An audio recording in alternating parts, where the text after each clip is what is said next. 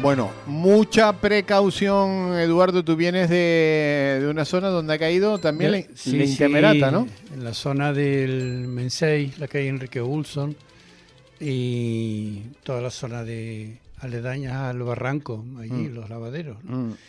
Y estaba cayendo una, y claro, aquellos son como cauces naturales. Todo lo que viene de arriba de Ifara baja para abajo con una velocidad y una arrastra fuerza. todo lo, por un momento de madrugada a las 7:30, 8, esta mañana, 8:30, por ahí, yo temí, me acordé, me vinieron las imágenes tremendas de aquel diluvio, de aquel desastre que tuvimos hace tantos años ya, y todo lo que ocasionó.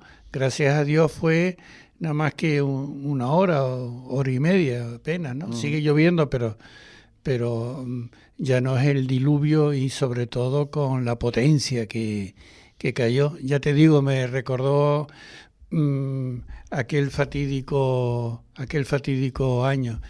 Y entonces, pues desde que vi entrar agua en casa y tal, en fin, me preocupé un poco, ¿no? Gracias a Dios después, a partir de las 9:30, amainó un poco, pero... ¿Dices que ha habido coches que los ha arrastrado? Sí, yo vi 2 coches que se habían movido. Deslizados. Que se habían movido un poco, claro.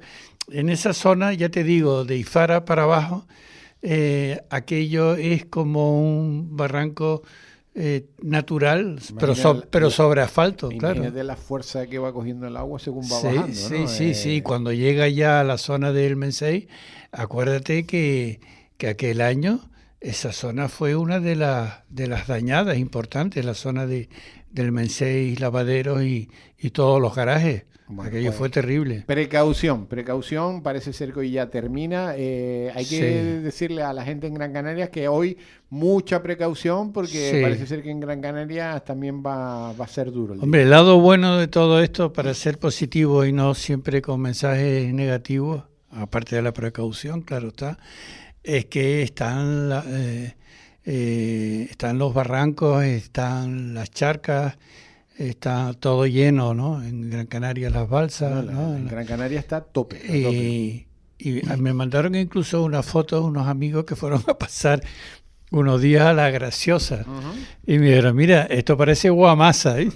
Qué bueno. Todo verde, ¿no? Bueno, profesor, ¿por dónde empezamos? ¿Por elecciones? Bueno, ha habido una segunda vuelta importante en Francia este domingo, donde se dilucidaba en una lucha por acceder a la alcaldía de todos los municipios, ¿no? Y sigue habiendo una corriente, una inercia importante en cuanto a la subida de los partidos conservadores. Esa ola que está arrastrando toda Europa, ¿no? Y en Francia no podía ser menos. Pero, sin embargo, en las grandes capitales han aguantado los restos que quedan de los centristas y los socialistas. O sea que París aguantó Marsella. Sin embargo, en las capitales de ámbito medio y en el ámbito rural, el claro vencedor ha sido el partido de Marine Le Pen, el Frente Nacional.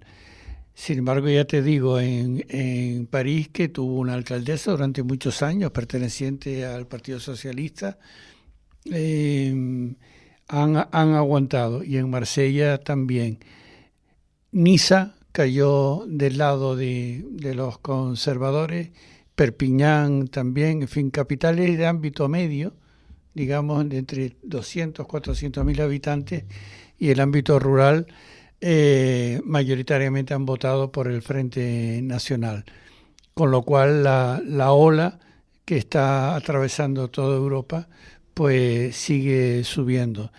Y en Alemania, en uno de los Länder más importantes que toda la vida, conocido por el Land de la industria, el Ruhr, en el centro de Alemania, ¿no? Allí ha habido un cambio sustancial, porque el Partido Conservador Alemán no los democristianos, no los centristas, el Partido Conservador, que muchos llaman los partidos de extrema derecha. Para mí la denominación más clásica son partidos conservadores. Por primera vez ha accedido a una cuota de poder muy, muy importante, con lo cual en esa parte de Alemania, que era un feudo de los socialdemócratas, han subido también, con lo cual en Alemania también la AfD está subiendo paulatinamente y está ya peleando por ser no ya el tercer partido más importante de Alemania, sino incluso poder llegar a acceder a ser el segundo partido más importante de Alemania después de la CDU, que son los democristianos. ¿Qué ha pasado en Europa? La gente se está yendo a la extrema. Bueno, lo hemos hablado alguna que otra vez en el programa, que es a los grandes problemas que han surgido en los últimos 20, 25 años en Europa, los partidos de corte clásico, socialdemócratas, democristianos y liberales, no han sabido darle una contestación clara, exacta, concreta, y no han levantado esperanza, no han levantado entusiasmo entre los votantes que están buscando en estos partidos de corte más conservador. O sea, han dejado de lado los típicos partidos y legendarios partidos de centristas en Europa y se han ido a los partidos conservadores. Por lo tanto, hay descontento. Sí. O sea, hay problemas graves. Ya no estamos en la Europa de la posguerra, que fue edificada.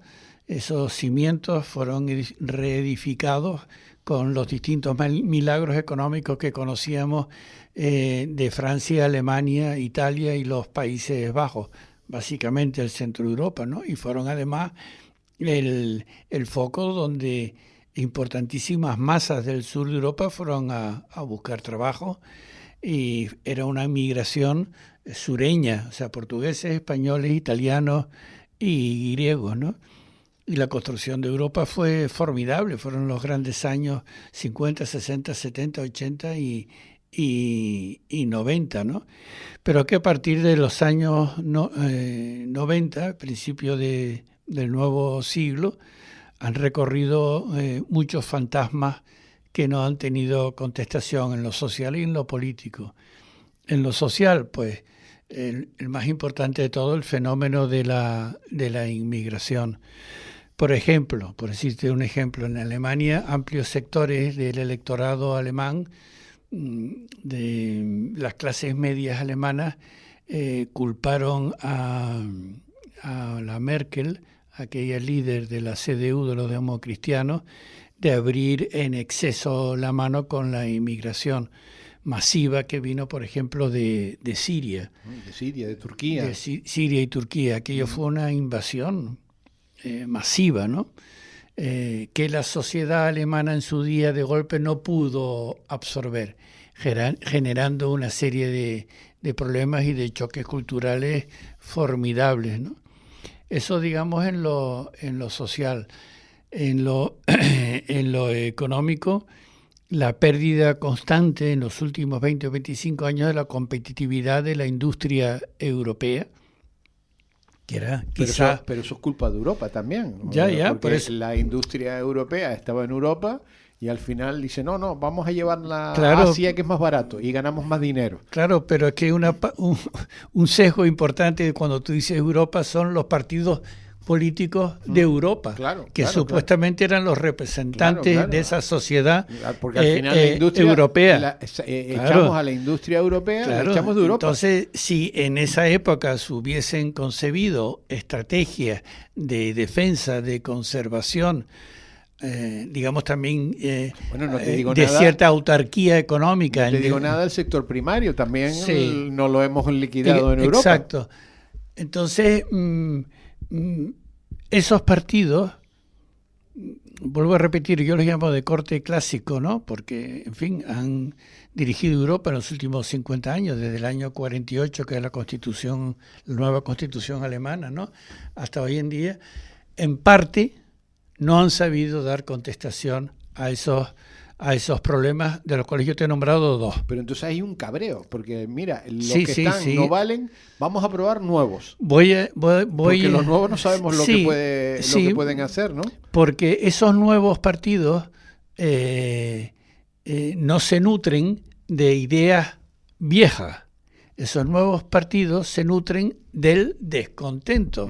Y alrededor de ese descontento articulan unas políticas muy concretas que están llegando a través de también otro fenómeno nuevo que son los otros medios de comunicación, que yo llamo nuevos medios de comunicación, que son redes sociales. O sea, a través de otras vías, esos partidos con contenidos nuevos pretenden dar contestación a los problemas que surgen.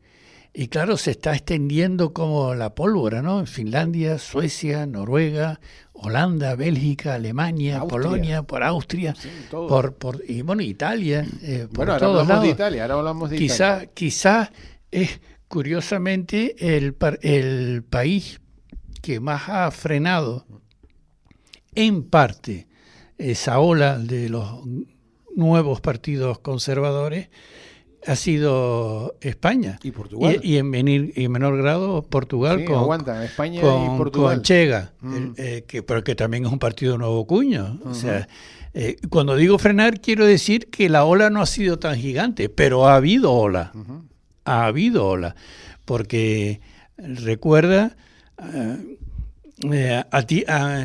contigo lo puedo hablar porque, en fin, eres de una época parecida. Tenemos una llamada, te pones los auriculares. A ver, buenos días. Hola, buenos días, y cambiando un poquito de tercio, y si me disculpa. ¿Piensa el señor Pintado que las recientes declaraciones del rey sobre los abusos en la conquista de América han estado supeditadas al gobierno y más concretamente a los socios del gobierno? Buenos días. Muchas gracias. Pregunta...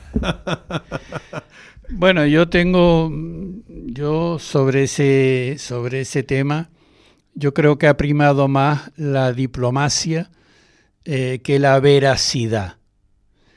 Pero son los tiempos que corren. España estaba pasando por distintos motivos con cierta crisis con México en particular, desde que López Obrador saltó, en fin, aquel discurso tan contradictorio y además no real, no tiene nada que ver con la veracidad de los hechos históricos, ¿no? Pero bueno, en este caso, Sheinbaum, la que ha sucedido en el cargo a López Obrador, ha seguido con el mismo discurso, y el rey en este caso pues se ha visto abocado a poner encima de la mesa un discurso mucho más diplomático que históricamente real, porque no es verdad y es parte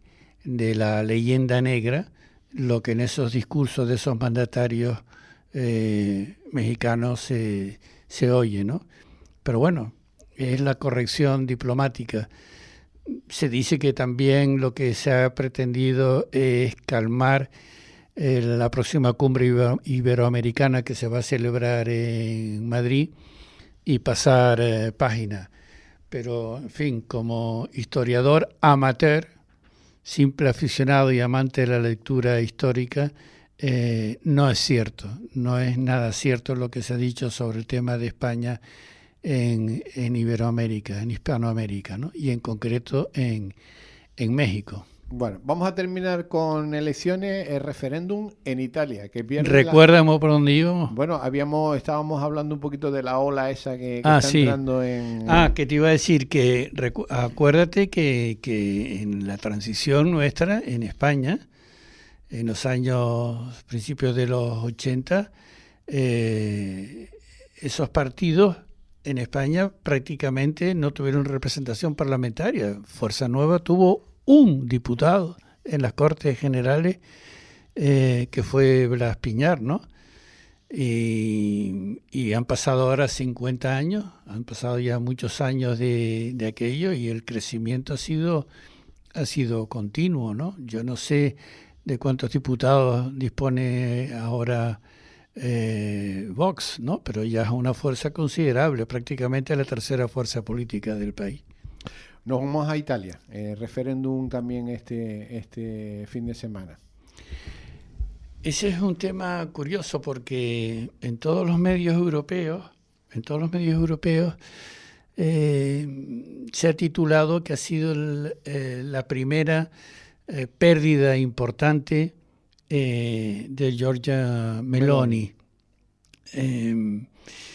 Yo no lo veo tanto así, porque es un tema, digamos, muy concreto en el ámbito de lo judicial, una reforma judicial importante en sí, claro, la propia reforma, pero no creo que este traspié tenga más recorrido en unas futuras elecciones en Italia. Yo creo que el partido de Meloni y sus aliados van a seguir en la cresta de la ola.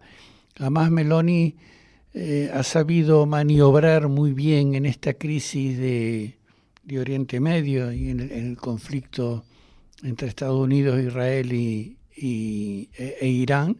Ha sabido nadar entre aguas, ¿no? Y ha sabido, sin comprometerse mucho, pues seguir partidaria de la neutralidad de Europa, sin ofender a Trump. Lo ha sabido manejar bien. Bueno, estamos en tiempos complejos, Sí, ¿no? Y los que vendrán. Y los que vendrán. No vienen mejores tiempos. No. Y los que vendrán.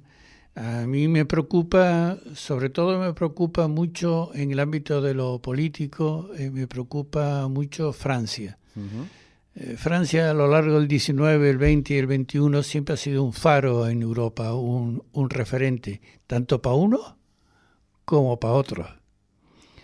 Y ha pasado por épocas históricas con problemas muy graves. Véase, por ejemplo, la partición de Francia en la Segunda Guerra Mundial entre la República de Vichy y la ocupación alemana, ¿no? En Francia siempre ha habido un potentísimo, en el ámbito ideológico me refiero, un potentísimo movimiento conservador, muy, muy fuerte, pero que nunca, desde la época, la postguerra de la Primera Guerra Mundial, con movimientos como el de Charles Maurras, nunca han tocado poder. Han estado cerca, pero nunca han tocado poder. La gran pregunta es, ¿qué ocurrirá si ganan con mayoría absoluta o mayoría relativa unas elecciones? Y por primera vez, fíjate a lo que me remonto, desde la época de la Revolución Francesa, los grandes sectores conservadores franceses llegan al poder. ¿Qué contestación van a tener?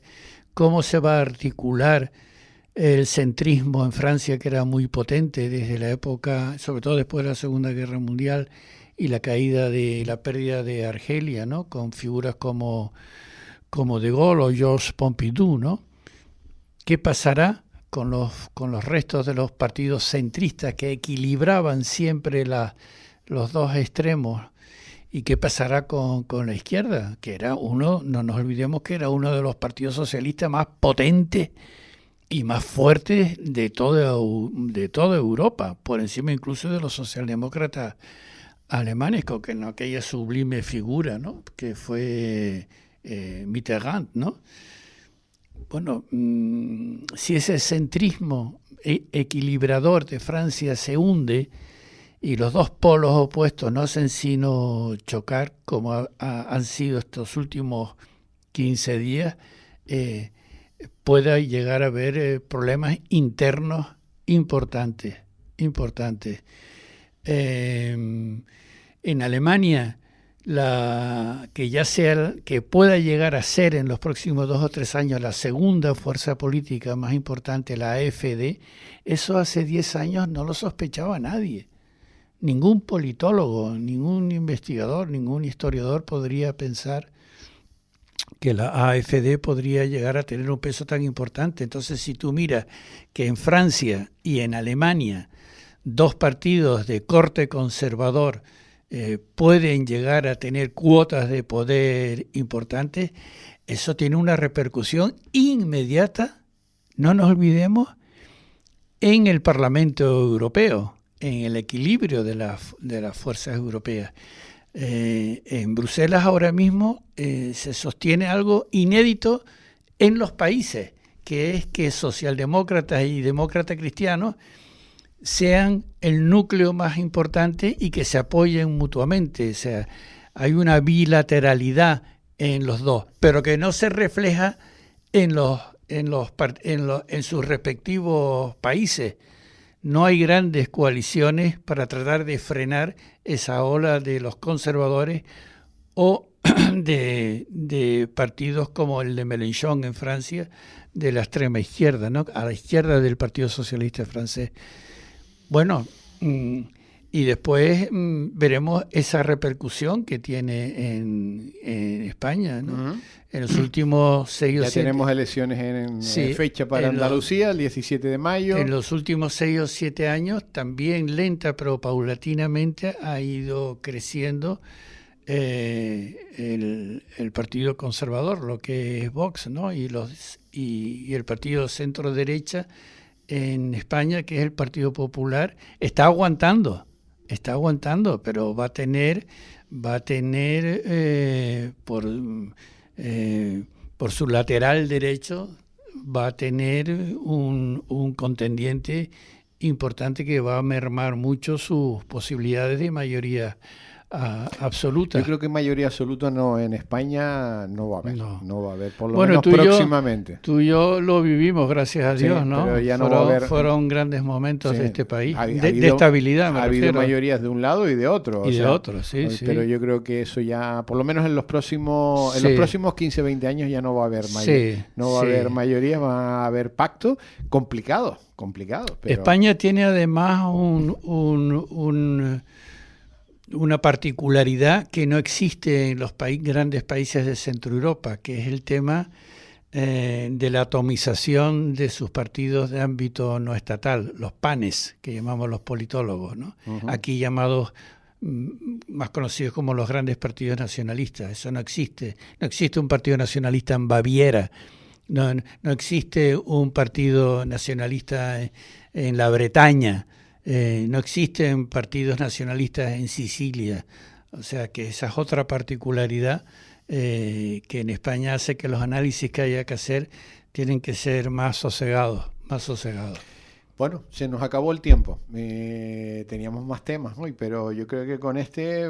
Yo te conozco bien y me has llevado me has llevado a tu orilla cuando sabes que a mí no me gusta... Me encanta escucharte, Me encanta escucharte porque eres un sabio. Lo nuestro, aprendo muchísimo. Lo nuestro era hablar siempre de temas internacionales. Sí, pero bueno. Bueno, pero es tema internacional en España también, Sí. Bueno, me encanta escucharte. Yo les recomiendo a los oyentes que lo vuelvan a escuchar, porque este análisis tan profundo no lo van a escuchar en ningún sitio, en ningún sitio, ni en ningún medio de comunicación, solo en la 10 Capital Radio con el profesor Eduardo Pintado. Hasta la semana que viene. Bueno, un abrazo muy fuerte a los radio oyentes.